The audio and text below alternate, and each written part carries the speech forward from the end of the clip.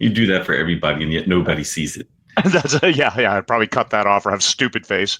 So Well, I yeah, mean, Google has to with this Google or no, Be Live. So this is Facebook, right? So yeah. Facebook or whoever Be Live is has to be aware that they do stupid face and all of these things. I mean, do they plan it? It's like, when do they snag the picture? Yeah. I think they go overboard looking for that perfect frame where everything is out of context, and then that's you memorialized forever on that video. Yes, absolutely true. So I'm coming to Yeah. you live after our foray to almost Burbank.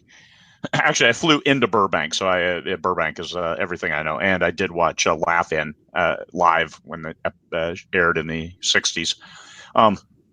Coming to you live from the subarctic, 24 hours of daylight. I woke up at midnight last night, and it was daylight, just like it was at 2, just like it is now, just like it will be at 10 tonight.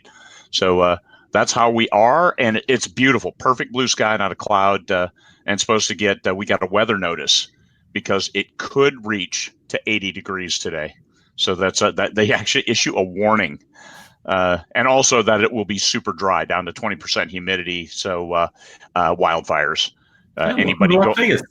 Well, anybody going camping this weekend, because people go out. People love nature up here, and they get out, and they don't want any untoward wildfires beyond what nature provides. So I just want to clarify and put this on the record. You mentioned something incredibly interesting to me, which is when you flew back out of California to Alaska, it was hotter in Alaska. It was hotter when I got home. Yep, exactly, than it was in LA. So you can't say a lot about being cooler if LA was lower temperatures than Alaska. Yeah, it was. It was unseasonably cool there when we were there. Whereas Alaska, I mean, it was just, how hard is it to get to 60 degrees, and that's warmer than LA? I mean, that's an anomaly, to be sure. True. And then I'm still here in Vegas, the cave in the sky, 25 floors up. The temperatures are going up, but we've had temperatures as where our high was like 66 Monday or Tuesday this week. So it's a little bit nicer. I took a drive out to the Northwest, and it is beautiful up there. I've become a fan of the mountains around here, and especially over in the east side near Henderson, and then parts of the Northwest side, they're fantastic looking. So Yeah. I'm enjoying that. So today we're supposed to be talking about emotions. Emotions, how to capture a reader's interest and make them emotionally invested in your characters, and that Okay. comes with emotions from the characters. So there you go, Michael. Well, no, I was going to ask you, how did this come up? What was the genesis of this question? I had mentioned it a couple broadcasts ago that, hey, we're looking Mm-hmm. at some things. Emotions is always a big thing, and somebody mentioned, oh, hey, I'm looking forward to that one. And after we did the last show and it wasn't on emotion, somebody says, oh, are you going to do emotion? So since I had mentioned it, that's why I thought I'd bring it up. And it's also a good reminder. We don't usually talk about craft, but we do talk about making your story engaging. And there's some people who are having significant problems with read through. And then usually, if you can get book 1 into somebody's hands, but nobody's picking up book 2, then there's a problem with your story. And I have that right now with my Mystically Engineered trilogy. I have book 1 was difficult to sell because space fantasy, but to those people who did buy it, they didn't go to book 2. So there's a fundamental issue in book 1 in regards to emotional engagement. And I've had some candid conversations with some of the readers and my beta readers, and I understand that the characters waffle enough and are unlikable enough and change how they act within the story that I lost the reader. So a trilogy of stories with Tom Edwards covers and premiere editing, and they don't sell because I lost that link. Yeah, I think that's a really good point. I mean, so there's the contention or the sexiness of the anti-hero. There's the sexiness of this other situation. But the reality is, a lot of people, if they weren't going to spend time in your books or especially series, they want to like the people.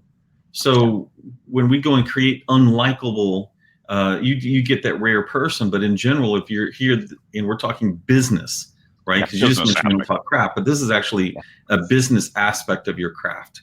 Mm-hmm. And when I built Kurtherian Gambit, one of the points of Bethany Ann, why I did the fact that she's dying. So she's a young woman. She has an attitude toward trying to help those that are already dead, trying to get justice for them. And so we're creating this sympathy, and all of a sudden we're like, oh, and by the way, she's dying. And it has nothing to do with her. She never did anything wrong. And so I definitely played the sympathy card in that situation, and it was on purpose. Now, whether or not I could have handled it a little bit better is arguable, but that was a situation. And I know that I've heard multiple authors, and the name escapes me at the moment, but he was on a podcast, and he is a big name. And the story there is, of course, that he was writing, and his stories weren't necessarily doing all that great. They were okay. His wife was reading To Kill a Mockingbird, and she read it every year religiously. And he finally just has to ask her, why are you doing that? You know what's going to happen. And her answer was, I just want to visit these characters again.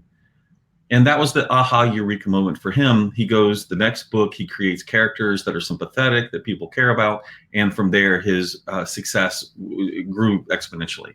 And so we want to do these things. We want to think about them. And so probably we're going to have people going at this point, well, how do I know if my character's careable? Well, do you care about anything? I mean, does anything cause you to like? Go back through your books. If you don't like any of your characters, then probably what's happening, hashtag probably, is that you're in it for the action. You're in it for an esoteric third part. You're not connecting with any characters. It will be more difficult for you. That's just how it is. I connected, or I was reading a well-known 7-figure series. I could not get past book 1. And this happened to be an action thriller type series because I didn't care if the person died. I'm like, okay, this person is running away. Everyone's trying to kill him. Don't care. Yeah. Because there was no connection with that was going on for me at that point. It was only an action hit. And I don't thrive on action. I want action in my stories, but I'd better care about the characters. And that has usually been one of the main attributes of any of our stories that really resonate, is that the readers love and care about the character or characters. Your main character, Bethany Ann, through the books, it appears that she is almost invulnerable. Okay, like a Superman. However, she was flawed, and that's something that the term that I think fans have used, and you've said that she had flaws. So how did you work those in? You have a superhero, but there's ways that she connected with the readers. Part of it is my belief, and it could have been my background, but my belief that a lot of us readers don't feel connected to other people. We feel more connected to those people that are in the books. And one of the things is like our families or lack of friends or whatever. And we want that. We want to strive for it. So Bethany Ann, she would get angry.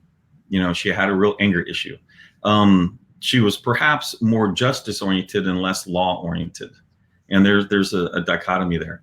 But she also would be, she would maybe make decisions a little bit too fast, and then there would be repercussions, as well as she could be attacked through her friends. If she has such a high propensity for caring about her friends, and her friends are easily squishable, then there's a problem there. And so what I didn't want as a reader, I was tired of always having people take characters, get them in trouble, and then chase them around the book, and then chase them up a tree, and then throw rocks at them, and then set the tree on fire. And then at the very end of the book, they finally get out of the tree and things sort of get better. I didn't want that. I didn't need 4 to 5 hours of just stressing the hell out. So I created a character who wasn't going to be stressed the hell out and would get shit done, even if it was perhaps not the best version of getting it done. And so we went through this situation, and then we created situations where she had to work with others. She's not, I mean, a superhero doesn't know, for instance, physics. For the most part, they don't. So she had to, in fact, do that. She had to go and grab individuals that could accomplish the next piece. That's teamwork. She had to work on her leadership. And so those were different facets of it. In fact, I did get accused, to your point, of someone going, "Oh, that's a Mary Sue character." I had to go look up what Mary Sue character meant. And the argument there is that if you create a Mary Sue character, then there's no ancient anxiety, that the character is going to die. I'm looking to myself, well, when did I want that? That's somebody else making an assertion that I needed to feel anxious, which I did not. Now, I could create anxiety for moving the plot forward in other ways, and I did. And the last laugh, if you will, is that Arthurian Gambit has sold over 1 million books and is vastly successful. So that paradigm comment that you had to do this is wrong and was flawed from the beginning. And I would just go back as I try to study history within the publishing realm. And I go back and I look at some of these things, and I believe that some of these ideas were set 100 years ago, 200 years ago, and then they've been promulgated throughout time. And remember, the quantity of readers today is a larger contingent, even though it might be a smaller percentage of the population is vastly larger. We have a large contingent of readers who do want characters who are always carried up into a tree. We could probably talk to Justin Sloan. He liked it because he knew that there was going to be a big payoff at the end. I'm almost the direct opposite of Justin Sloan, and we both read a lot. And so you're never going to hit all readers. Now, you might find something like you mentioned quite a few times on the 50 Shades, and that hit a resounding emotional need or desire across many people who like different genres at the time. So can't really argue that, because we don't argue quality of book or quality of story, because frankly, that's a subjective statement. We had the only people who matter in that regard are the ones who are voting with their money. And 91 million copies of 50 Shades sold. It's a good book on that measure. I mean, it's almost unbeatable. It'd be great to have 91 million books sold. Yes. Same thing for James Patterson. If you look into his history, you're going to find out a lot of people tried to give him a lot of crap about the quality of his prose and the quality of his story, and yet people are engaged because he used a different way of writing to make these books. People wanted to turn the page. And frankly, if you're accomplishing that in his genre, you are successful. Period. Action characters that people care about. Yeah, it's James Bond. That's what Ian Fleming did all those years ago with the James Bond character. He just made it, hey, I care about this guy. I mean, he drinks, he smokes, he womanizes, and he fights the bad guys, and sometimes he gets his ass kicked, but you know that he's going to win in the end. And because he perseveres. But how does he win? And that's only because of Q, and that's my perception. But outside of that, a character, an action character, and I think it's every 11 pages or something like that. There are set norms. If you go too long in between action scenes in an action thriller, your readers are going to leave. And there are more readers as a percentage or lower, but I don't care about a percentage. I care about one reader buying a book, and I get the royalties from that sale. That's what keeps us doing what we do. So bringing this back around to emotions, which is the emotions of the reader, connecting with your characters. How fast can you do it? How well can you do it? What are the emotions you're choosing? One of the things that I did in Arthurian Gambit is I chose a Coke. One of the things about Bethany is she loves Coke. So do I. Big deal. But as a Coke lover, the drink, not the white substance, that we love to harass Pepsi. And if you have a Pepsi lover, because they actually did come out of the woodwork once Arthurian Gambit got large enough, they love to give shit to people who love Coke. It goes back and forth. You can find almost any particular subject. Brownstone, it's barbecue. He loves barbecue one way, but if you know anything about barbecue, you have people who are, who will go low and slow, who are going to say that you need to do a dry rub. It's all in the sauce. You shouldn't have sauce at all. You have all of these ways to get people invested. There's a witch series going on right now that talks basically about alcohol, 3 martinis and a witch or whatever their titles are, which is fantastic because people are immediately connected and invested in alcohol. You could, choose anything that's popular or especially if it's been popular for decades, because look at the demographics, the age demographics of your readers, and you might find out that, yeah, most of your readers are 45 to 60, and they're not going to be doing the latest flash bang on social media. So be careful with that. But smoking, not smoking, chili, beans, no beans. What are some of the things that you know of in this arena? Well, I know that you're completely wrong. As a northerner, barbecue is anything you throw on the grill, like hot dogs or hamburgers. So That's grilling. That's not barbecue. you are so wrong, and you've demonized half of your readers by declaring them non-barbecue people. You're a griller, not a barbecuer. Au contraire, I am a barbecue extraordinaire with my hot dogs. And So yes, and now all the people with barbecue are waving their. now 20 bookers are going to be outraged. Oh my God, sacrilege! You suck. But Well, starting those conversations and having them be fun. That's a lot. I put animals in almost all of my books. Cats. You kill them? The demographic never. Yeah, slimy worm. The cats.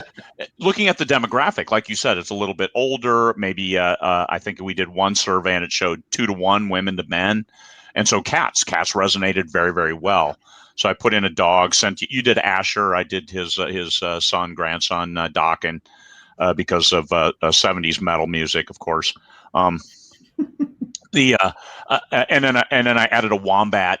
And just adding characters, and I added cats. I have cats in the Cartharian Gambit spinoff series, because those animals, making that connection and never killing them, because once again, making that connection, you wantonly lay waste to our furry friends. Then you did on a dare. So we'll let you go on that, but don't take those triple dog dares. You should ignore those. They're not really compelling, unless I've done it twice now, and I think I've grown out of it. Yeah. You might as well put your tongue on a metal pole up here in Alaska in January, rather than kill an animal in your book, or your main character. You did that too. So nice try, George. It didn't work. I'd like to say I got 4 books out of it. But the negative was I had to write 4 books and had to get help from Billy Clark. Yeah, you had to write 4 books as a way of an apology. That's only 280,000 words of an apology, which is pretty very impressive. Very impressive apology. But the emotional connection, and that also you knew that you connected because you never considered that character as a primary character. Yeah. You said Bethany Ann is the character, not Michael. And then all of a sudden, Michael's gone, and along with 15% of your readership. I think that's what you saw the read through from the one book to the next. So putting your business hat on, you said, I need to do something about this because I don't want to lose 15% of my readers, because every reader you add to your stable is one you want to keep. You want to embrace them and nurture them and give them Coke served on a silver platter, so they come back and read the next book. So things we learned, business from a business standpoint, you went on, and those readers eventually came back, said, oh, you didn't kill him. Okay. Yeah. Don't do that to us again. And you said, oh, hey, 4 books and plus 21 in the main series. Michael, everybody loves Michael. And, and they came back. So, but that's also, you may not think, in one series, my End Times Alaska series, I had the main character, the old Marine that's broken, can't breathe, and his wife, a younger wife. And I considered the younger wife as a co-equal protagonist. But when I started getting reviews on books 2 and 3, I saw that they're like, oh, she's wooden, she's one-dimensional. Why is she even there? And I'm like, oh my God, I wrote her too weak. So I killed her, and that didn't pan out well on the home front with the fans. They were perfectly fine with it because the new character, the replacement character, did well, had the equal time, had more of a focus. So I was learning to write these characters better.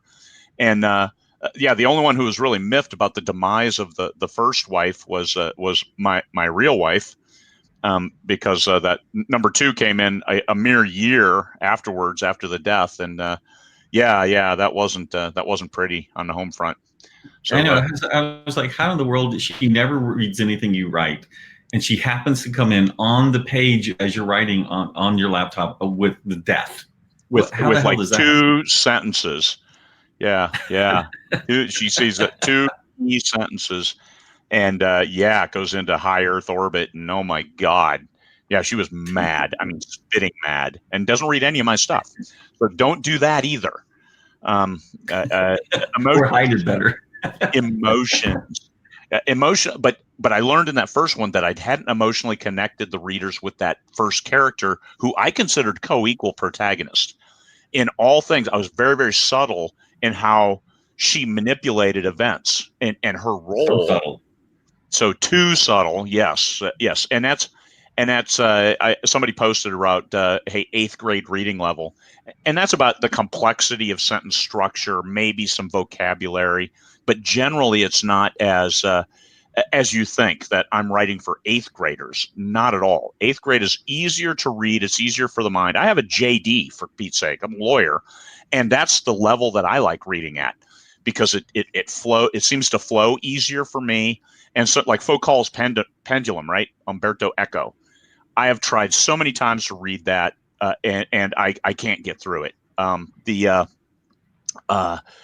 Silmarillion.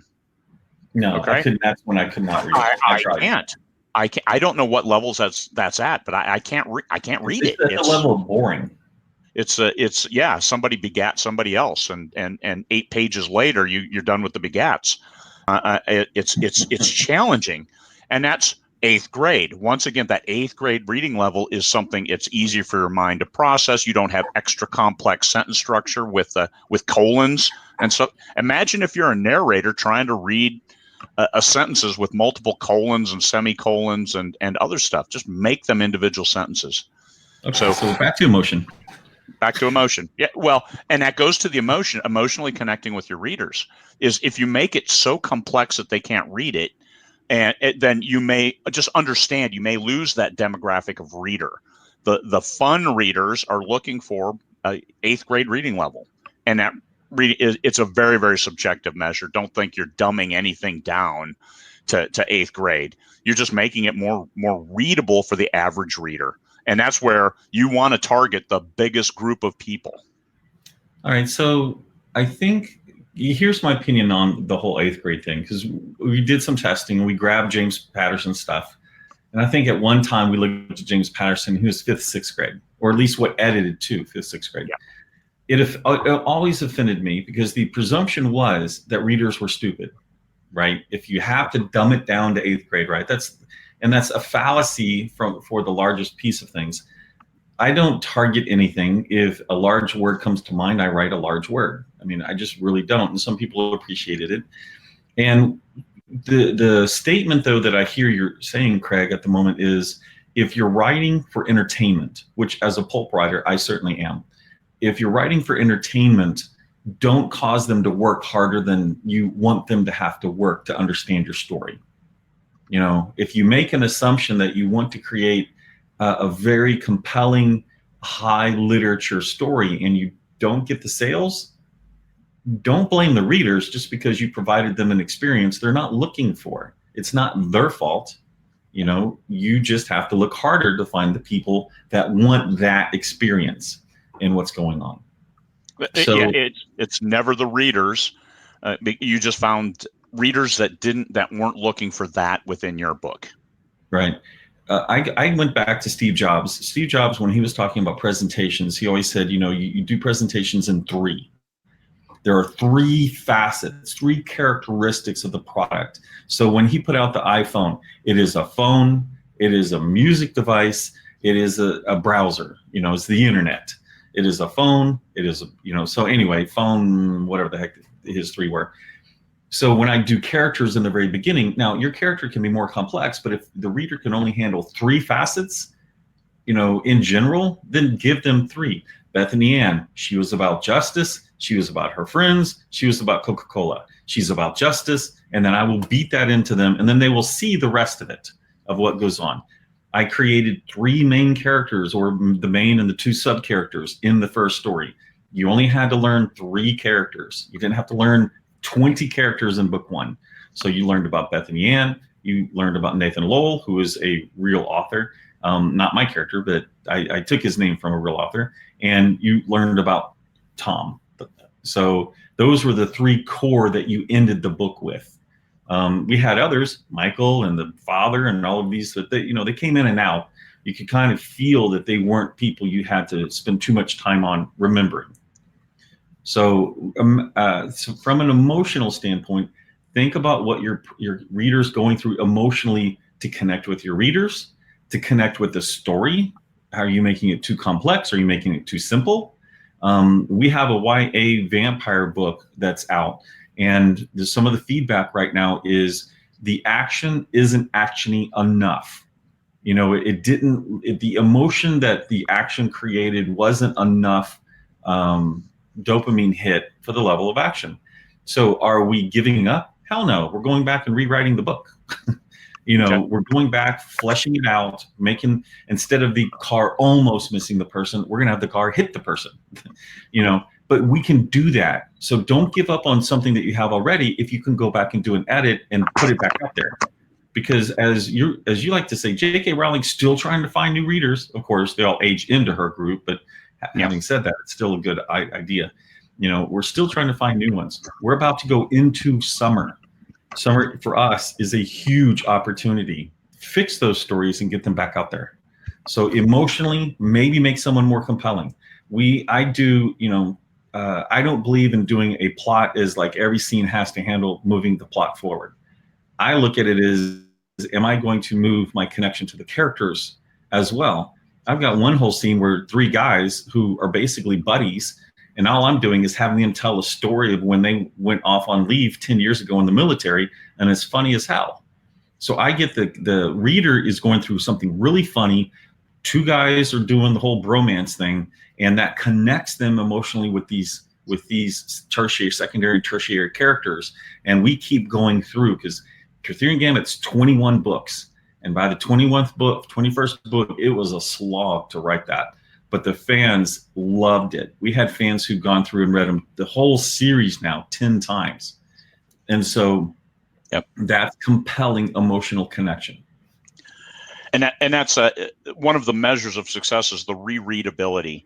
If people want to reread your story, that says that it's complex enough, but engaging enough, and they want that hit, that thrill of reading it the first time, like rewatching a series. I mean, I rewatch Firefly all the time, and that's really? Because what's that?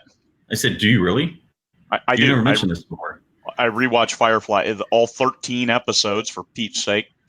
But once again, it was a great series that didn't sell at the time, so they stopped making it. And that's sometimes those things will end, and they'll end early. So you got to try to sell them, but if they don't, well, then move on. What was wrong with it? And maybe it was the targeting of the audience. And I saw those original targets, and then you've got a kind of a country music sounding song at the beginning, and it didn't resonate. It didn't hit well out of the gate. It's like the original Conan movie. All right, in the theaters, it wasn't anything, but then it became this the cult classic later.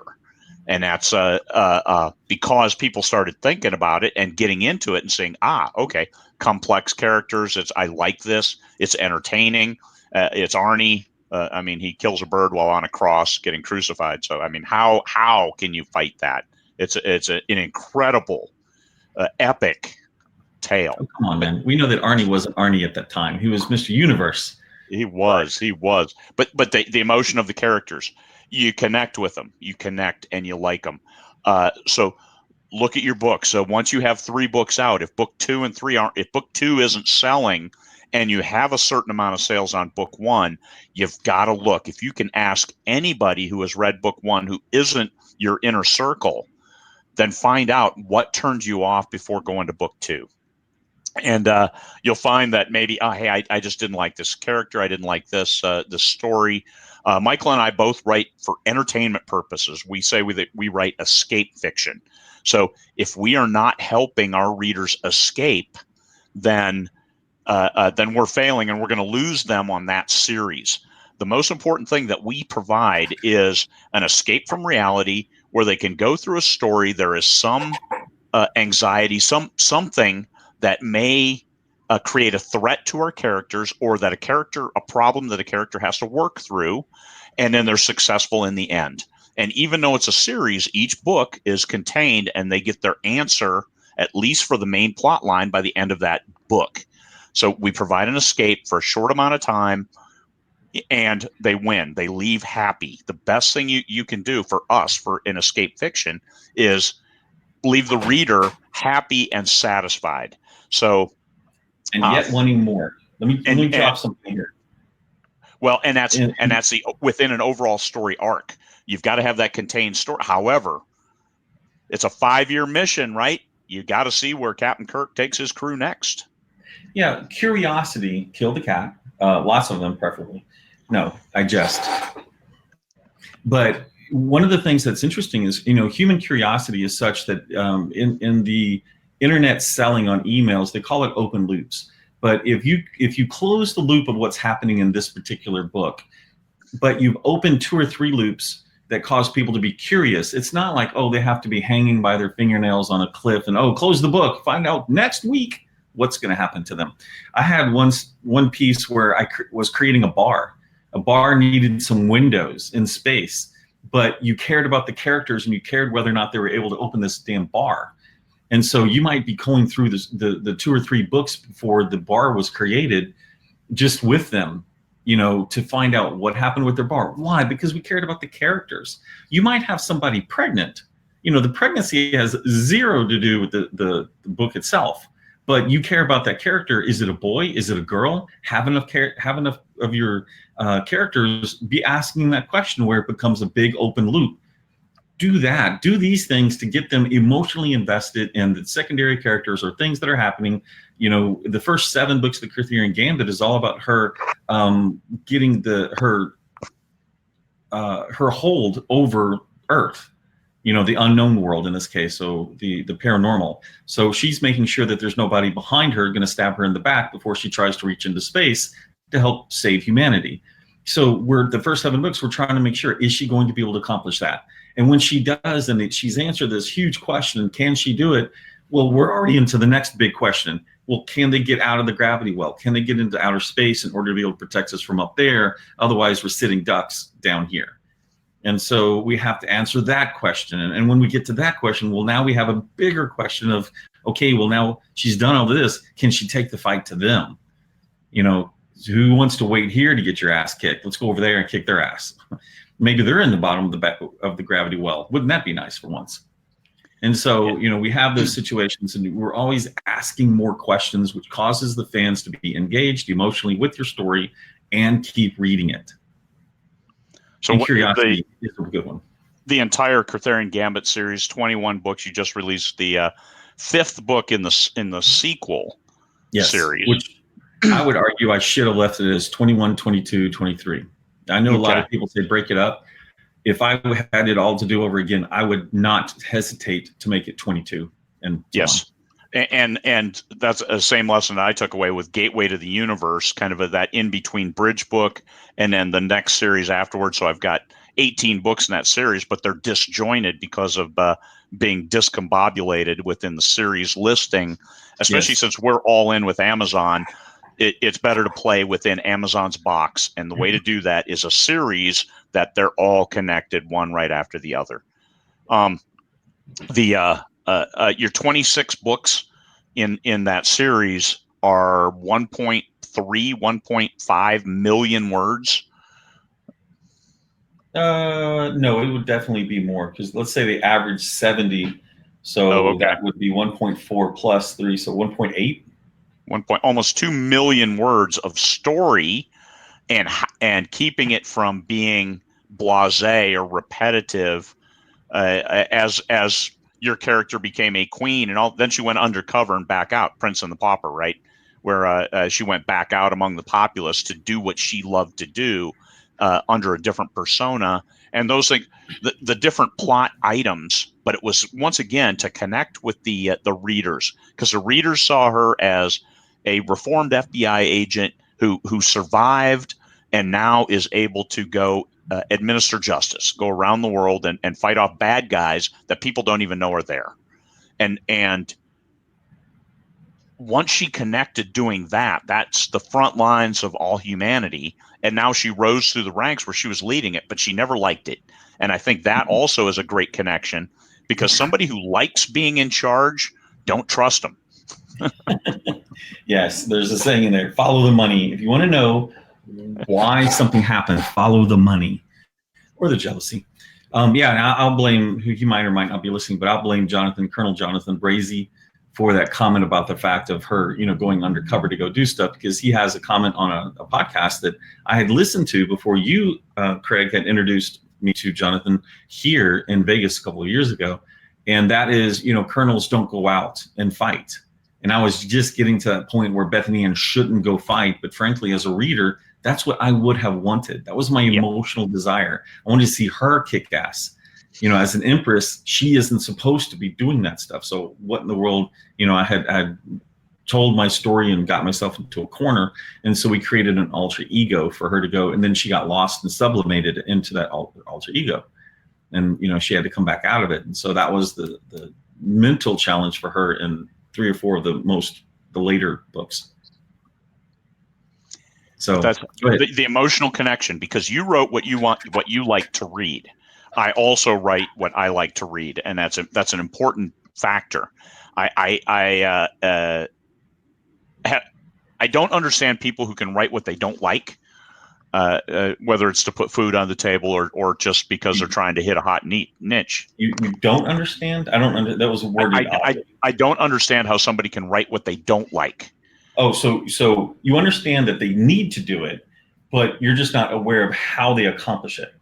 It's too much like work then, and I love writing, so I'm not going to I'm not going to take this and pervert it into, I have to make money as a job. Yes, I want to make money. Yes, there's that business aspect. Yes, I'm doing fine, but I am not. I look at romance. I am not a romance writer. I am not going to try to write reverse harem, even though it's a hot genre, because I'm not going to do that, because then it would become like work.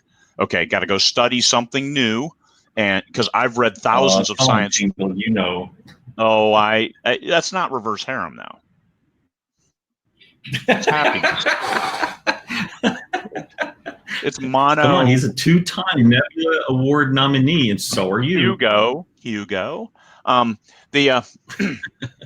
But writing something, because I've read thousands of science fiction books, and if I'm going to be a professional science fiction author, which I am, I did my research. I did my research by reading all those. If I wanted to be a professional romance author, I would want to go read romance books. I have read none.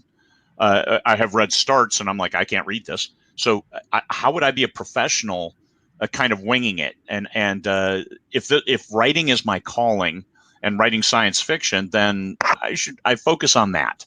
So I just don't. Some people can do it. And they do just fine at it. But personally, I don't understand, because I like this not being a job where the words are hard. I'm trying to tell a story. I'm trying to craft those things. Yes, put emotion in there. But that's as a reader, I want to write something that I like to read. One thing that I just did is I combined all 9 free traders into a single volume, and I'm clicking through it and I'm reading it. And I'm like, man, you know what? Even though yes, this language could be a little bit different, I really like these characters. I like this engagement, and I like the story. So rereading now and looking at it, I'm like, I wouldn't change anything, because I always thought maybe someday I'll go back and maybe clean it up a little bit, just a little bit, when I'm tired of writing new stuff. And no, that's part of my journey. And looking at it's like, I like this. I like the story. I like where my head was at when I was writing it. So that's my journey going forward. Is I want to write words that I like to read. So I will keeping on with that. So let me talk just a moment about the emotions of connecting with the antagonist. In general, I didn't want to like the bad guys. I wanted the bad guys to be hated. I hated the bad guys, so I would, when I killed them, I felt totally justified in killing their asses. And so the problem is, my oldest son, Joshua, who writes with me, likes really complicated bad guys. So as you can imagine, dad and son are having at loggerheads on our Anima series, but Joshua is the main writer behind this. So if I get 30,000 words with the bad guy, I'm kind of screwed because I can't go, well, delete these 30,000 words. So it was an interesting facet for me to watch it because he created this, Jin Sunny character. And I hated Jin, hated him with a passion, and lividly hated this bad guy. And then Joshua, and bleepty bleepty bleep, he creates this short story where you get behind the scenes and understand how Jin became Jin and why he did this. And all of a sudden, let me pause that a moment and go back and say, he created a scene in the book where Jin was double crossed. So I hated the person who double crossed Jin more than I hated Jin. And now my emotions are connected, and I'm like, that's right, Jin. Get him, Jin. Oh, son of a bitch. I'm liking Jin and I'm supporting him. And then Joshua turns around and writes the short story where I have an emotional understanding of why Jin became Jin. And now I'm like, oh, now I'm divided, because Jin really is a bad guy and he really is horrible. But I kind of have some sensitivity, and the fans who have read that piece were like, oh, we wish Jin would have, spoiler, Jin dies. But, they're like, I really wish Jin, something could have been done for Jin. And I find that, that's really complex. And I had done that one time in the whole of Arthurian Gambit where the mom, if you will, of some people had to die.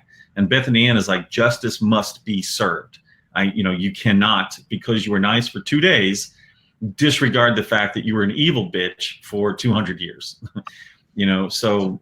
But the fans were like, oh, I was hoping some way she would be able to be redeemed. And redemption, that's another really strong emotional appeal to a lot of people, is the ability for people to be redeemed. I mean, look at some of our high political people when they basically just come out and go, I'm sorry, I screwed up. I shouldn't have done this. I did do this. And how many of us forgive them at that moment versus those that won't say I did it wrong? And so that's it on the politics, and I'll get off of that subject. Yeah. You gotta stay away from that crap. The but the antagonist that they grow to like because of some underlying issue. It's like, oh man, I have that issue, and sometimes I lash out or some other things that happen. You come across as more abrasive than you want to be, and everybody does that. And then they lay in bed at night and say, oh crap, Jesus, oh my God. I said, oh my God. And you just sit there and you think about all those things that you wish you hadn't have said, but they're said, they're gone, they're behind you. Everybody does that. So when your antagonist is always abrasive, that little insight into what's going on in their lives, you say, oh, then you don't hate them as much. That's why I always like my characters that have telepathy. So no, this guy really is bad. He hates everybody. So you can hate him. It's okay. But the other ones, the redeemed ones, how can you work them into a story? Just like, Darth Vader, for Pete's sake, in the only 3 Star Wars that matter, the mislabeled 4, 5, and 6. But anyway, by 6, now he's a good guy. Hey, I come through. How many billions of people did he kill? Oh my God! But there he is. It's like, oh man, I was warped. Star Wars. I was misled. I was raised wrong. But all of a sudden he's a good guy because your protagonist always believed in him. I believe in my dad, and it made a difference once he accepted that he was his dad after trying to kill himself after finding out. But that's a completely different story. The suicide. Yeah, Luke, you're such a fan, you can't even kill yourself correctly. Yeah, you're my dad. I'm going to kill myself. Oh my God, I didn't kill myself. I love my dad. It was a complex story to say the least. But still that emotional connection. And that was all of a sudden it's like, okay, maybe Darth isn't so bad, but he was bad here. You can not like somebody there and then have that redemption, because everybody has done something bad. I don't care who you are. You have done something that you regret. I know people say I live with no regret. Bullshit. You have regrets. They're hidden. Maybe nobody knows about them, but they're there. And imagine at the end that somebody who did find out said, I forgive you. You're okay. You made up for for that or something. And that's part of your characters. No matter what the story, if you can give somebody a redemption, then your readers will keep coming back. They like that, especially in our genre, the escape fiction. They like seeing people that it's not just black and white. You hate, you love, or you hate. But I mean, a binary kind of approach to things. It's it's more complex than that, and capturing that complexity without overwhelming your readers. That's where it is. Bethany Ann is an extremely quick read. And somebody said, "Oh man, spoiler alert!" Oh well, sorry, man. Sorry to you, Bethany Ann. It's an extremely fast read. You zip through it. It's because it's quick hits, it's quick scenes, it's quick action, it's engagement without overwhelming your senses, and then back into something else. So you flow through it. Mark Dawson does that with his thrillers, and his business, his company is called Unputdownable. So that's the focus, and that's when I started writing with Michael. He said, your goal is you want people turning the pages from the first page to the end and read it in one sitting. Because if somebody reads it in one sitting, they'll read it fairly quickly. Then they'll go back and maybe read it slower or read just sections of it later. And if they're going back, then you have connected, because then they want to make that connection again with their favorite character or understand more depth.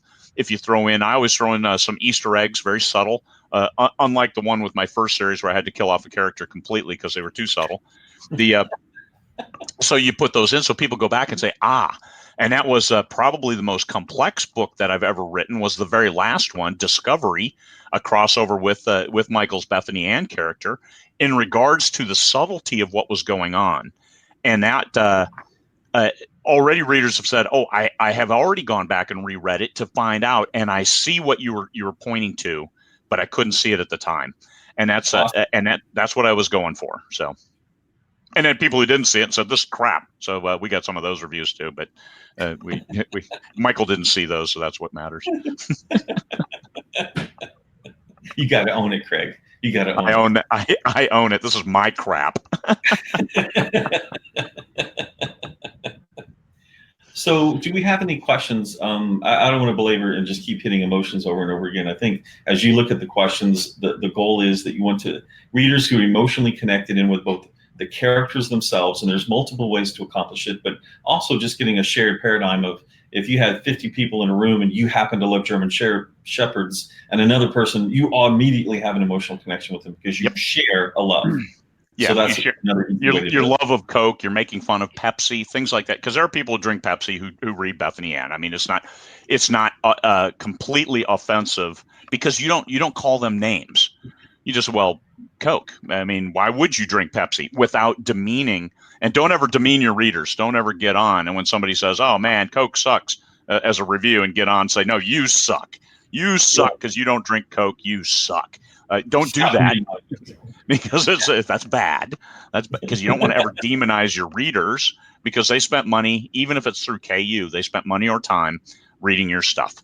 So so it's not them. So don't ever. I mean, Cats. I've had people who said, "Oh man, I can't read Cats. It's so boring." Hey, fine. I mean, that's your preference. I'm not gonna. My books aren't going to appeal to everyone, although they should. I mean, I should have all 6 billion readers. All 6 billion with a B. The connecting, and somebody said no one sees themselves as a villain. That's absolutely correct. So even your villains, make sure you treat them well enough that they're not. I avoid physical characteristics in books like you can't believe it. It's like J.K. Rowling saying that Hermione was black. But once in 7 books, she actually referenced her as having a pale face, but that was one time, and curly hair, and that was it. That's all you got for physical description, because she let you build in your mind what the character looks like. So I don't ever make characters light, heavy, tall, short. Doesn't matter. Sometimes tallness matters because of action sequences, looking down, punching up. But I avoid all of those because I don't want controversy. I don't want people to fixate. A little bit. You do it a little bit whenever you have like think of your werebear characters. You know, those guys are big. They're muscular. They're, you know, the tall, lanky vampire guy because he was skinny with the top hat. I mean, there were, you know, the whole just idea enough. of three, just like 3 items about them. You know, just to give you, enough. okay, well, that's not Tim, that's George. Yeah. You know, so. But that's just enough. I don't want to. Let's say put off any demographic of reader. I wanted them to be able to cheer for everybody. Yeah, Gene was like 500, 600 pounds. So, I mean, you saw this huge guy, and the other guy was 6'8", 6'10", something like that. This really tall, super skinny guy. Okay. It's just so you can see them, you can relate. But I have people of all different shapes and sizes, but not any one is a bad guy. I don't always make my bad guys a certain pasty white and heavy, or I mean something like it. Just picking one demographic to make bad. You can't do that. I mean, you don't want to turn off a certain part of your readership. You can. Everything's caveated with probably, of course.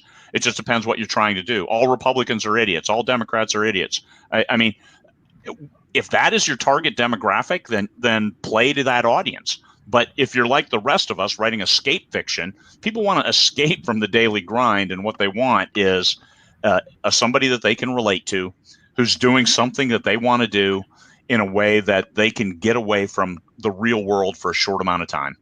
That's why I write science fiction, because in science fiction, we can always have things turn out how we want. Probably that goes for pretty much any fiction. If you write nonfiction, you're kind of strapped. It is how it is, man. But historical nonfiction, you're completely strapped into that one.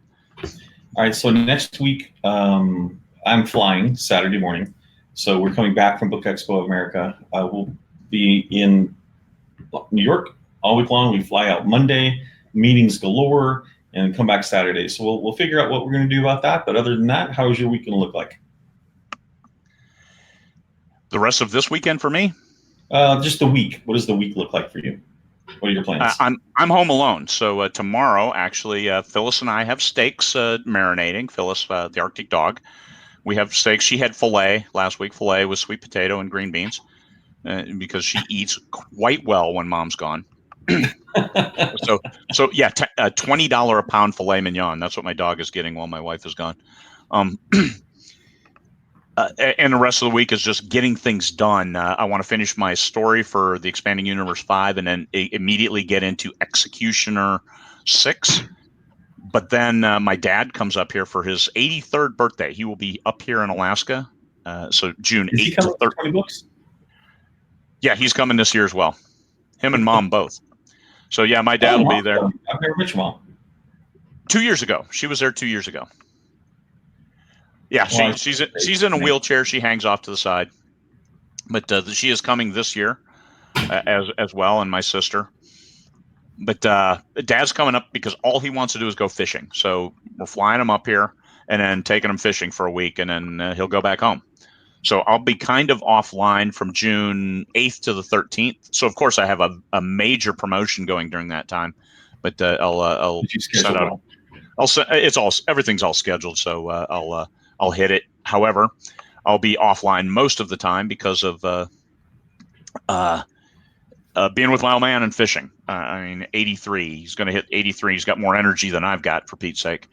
He's got more lung than I've got. That makes a little bit of a difference.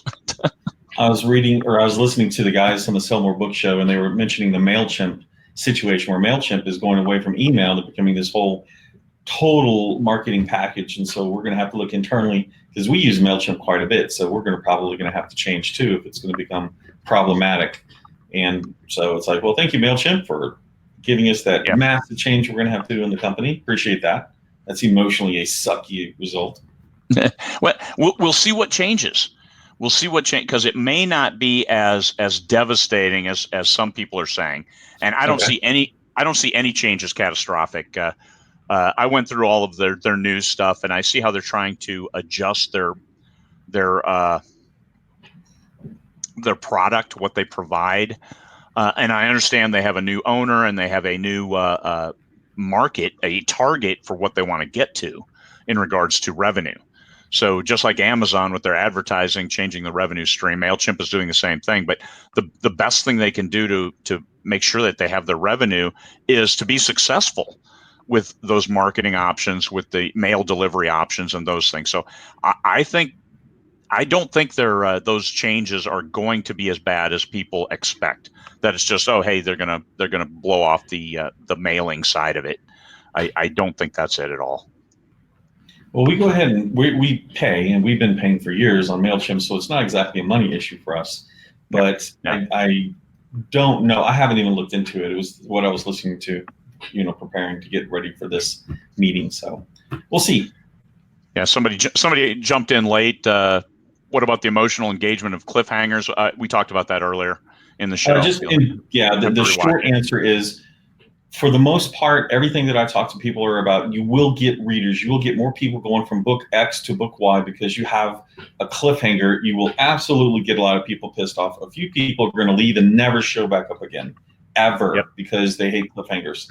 So that's the result. That's somebody asked me. Said I'm having horrible. People love book 1, but I'm getting no read through to book 2. And so I actually took a look, and I said, you end on a major cliffhanger. She said, well, no, it isn't. They survive. I said, but you don't say that. It looks like they died. And you have a series, but you killed the whole book was about the first character. They're like, no. I said, well, what happens? She said, the first 2 sentences of the next book take care of it. I said, why don't you move them into the last book without even changing them in the next book? You could just copy those over. And she did, and that made a phenomenal change in her read through. Amazing. Because something as simple as that, because in her genre, people didn't like that cliffhanger, thinking that her main character died. She added 2 sentences in, and then like set up for the next scene. 2 sentences. That's all it took to avoid cliffhanger, leave an open loop, because those 2 sentences set up the next book. And then leave those 2 sentences in the start of the next book. You didn't even have to change that, but that's something that can be that simple. Somebody said, "How do you write complex emotions without making the character sound whiny?" I will suggest that you don't belabor it. You can talk about extreme pain. You can go into various things, but also don't make it a long diatribe of symptoms. Of somebody's, they have tooth pain. Okay, then something else. Oh man, my shoulder hurts, and then something else. Oh, lower back sciatica is acting. I mean, they'll come across as, oh man, this person has a lot of issues. But if you just list them like you're talking to a doctor, people are going to turn off, and they're going to miss, because they're going to skim it. They're going to miss what you're trying to say. And if you're trying to say about a whole package of pain and anguish, and that this person is in so much pain, it's amazing that they can even function. Maybe that's what you put into there, is that it's this pain, or if this they're triggered by birds flying by or something. But don't belabor it. Just hit it quickly, and the point is clear without dragging your readers down, especially escape fiction. Anytime you drag your readers down and then you want to push them down, push their head underwater, that's where you start to lose them, and they stop reading. And I've got 2 things. Going back to the last point related to cliffhangers, it's genre specific. So I didn't even take that into account. Some genres might be absolutely okay with cliffhangers. It's expected. I don't happen to know those genres, but I'm sure it could. And then going back to this other one, also have other people talk about the main character's problems in such a way that it's in compelling reading. If I were to be talking to Craig about a third party and go, are you aware that this person, is fighting admirably this issue? And so we're already creating an emotional connection between the fact that we're going to talk about something that's horrible and the fact the person is really trying to fight it, where they don't have to say anything about, oh, I'm whiny, or anything of my presumption, because I hate whiny characters. I hate them with the passion. Yeah. And so I'm like, no, I won't do that. And if there's a real problem, I'll have someone else talk about it, about that other person. We have too many people in our heads. Yeah. Oh yeah. We have all those characters and all those things, and me personally, I'm always looking for the positive, and that's a great way to approach it. Hey man, this guy's killing it. Even though that killing it might have been just walking half a block. Yes. Dude's still killing it compared to him, because we always compare people to themselves, not to somebody else. Hey, you didn't run 100 yards in 10 seconds, so you suck. I mean, we try to avoid anybody really sucking, because even the villain, hey, I mean, nobody runs that. 1 out of 1,000, 1 out of 1,000,000,000. So it's just you against yourself, and that's every character is them against themselves. Are they improving? Are they changing? Are they in a way that readers can relate to? And that's what we're trying to do is relate to the readers, and the readers can relate to a character. I think probably one of my best characters was the guy with Asperger's, a werewolf with Asperger's. So he was really standoffish. He could be really short with his language and abrasive. You came across that, I know. Abrasive. That is, I mean, but you understood the why of it, and you forgave it, and you connected. Oh, and characters, so many readers contacted me and said he's my favorite character because he still comes through. And sometimes the main character gave him a hard time and then cursed himself for doing it. And they made up and apologized later. But still, it's you can react. It makes it okay that you feel bad about something, or okay to be angry with a situation, even if you know it's going to happen. Like, this guy is going to tell you no on something you really need because it's not important to him. And how you work through that and making it short, not belaboring it, and making it okay from the outside. Other defenders, like somebody else saying, "Oh man, that's a big change for him. That's more open than he would be. He probably wouldn't have said anything, 2 years ago." And recognizing that change, people understand that. I think probably one of my best characters that I've written. Okay, it's time to call it. All right, it's been a little bit over an hour. Thank you, everybody, for jumping on board. Thank you. And I hope y'all have a great day. Which book that was? That was the Terry Henry Walton Chronicles. Nomad found 18 books and counting. All right. Peace, fellow humans.